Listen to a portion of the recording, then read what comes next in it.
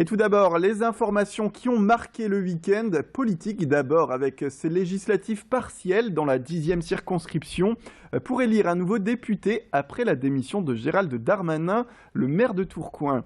Les dates sont désormais définies. Les 2 tours se dérouleront le 13 et 20 mars. Gustave Dassonville, le maire d'Alouin, a déjà fait savoir en tout cas qu'il aimerait remplacer le candidat Les Républicains. Direction Calais également avec un nouvel épisode de heurts entre migrants et CRS. C'était hier après-midi, des migrants qui s'en seraient pris aux protections de la rocade portuaire. Un CRS a été blessé au coude durant ces altercations. Et une nouvelle un peu insolite à quelques semaines du Paris-Roubaix.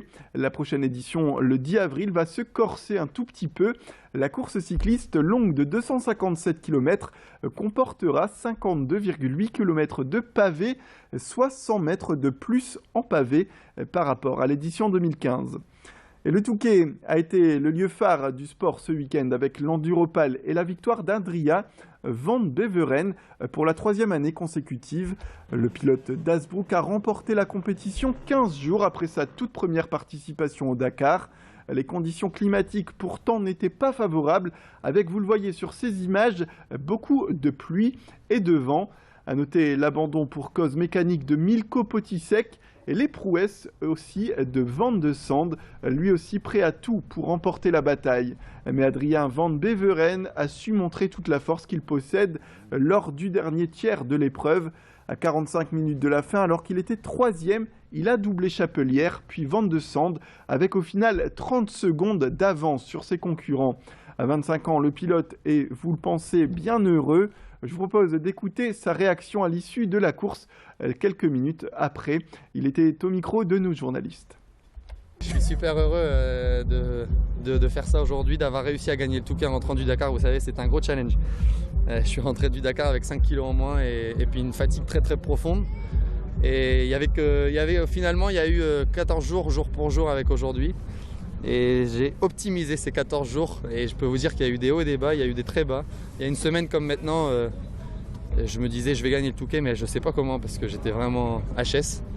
Et puis petit à petit je suis remonté. Je ne peux pas dire qu'aujourd'hui j'étais à 100% physiquement, mais en tout cas j'étais tellement à 150% mentalement que j'ai fait la différence comme ça.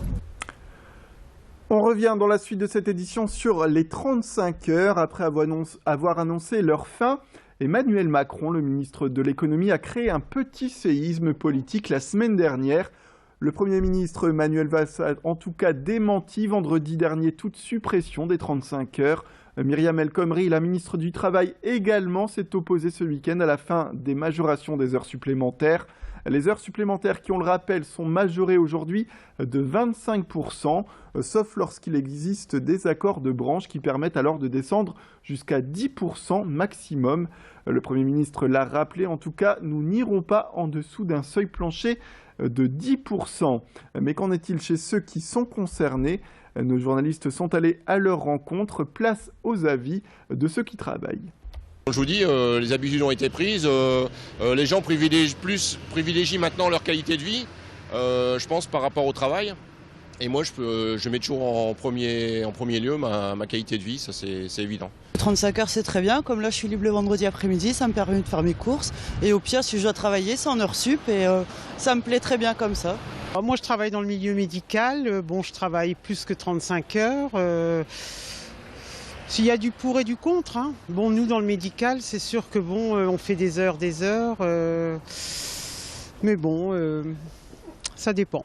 C'est d'ailleurs fini un certain cadre. Après, si en plus on n'est pas rémunéré pour travailler plus, je pense que c'est aussi un peu injuste, quoi. On parle également innovation avec un projet en phase d'expérimentation, centre commercial d'Anglo. Pour les 40 ans de sa création, Decathlon a souhaité donner un coup de renouveau à son enseigne avec un concept de magasin 100% digital.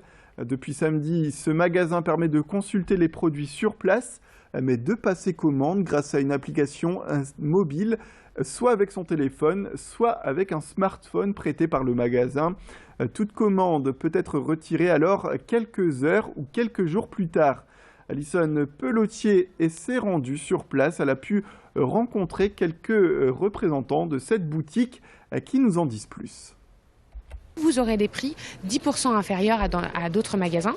Et ça, c'est le fait de ne pas avoir le produit immédiatement disponible. Ça se valorise et c'est les 10% qu'on fait au moment des achats. Au niveau des équipes, on a fait des calculs.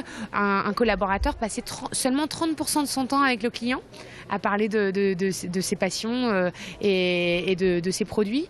L'objectif, c'est de pouvoir passer 80%, 90%, 95% de son temps à passer du temps avec nos clients. C'est un laboratoire, on va tester, on va changer, on va modifier. C'est vraiment l'objectif, c'est de tester, réinventer, provoquer. C'est la fin de cette édition. Merci à toutes et à tous de nous avoir suivis. On se retrouve tout de suite pour la météo et l'infotrafic en temps réel.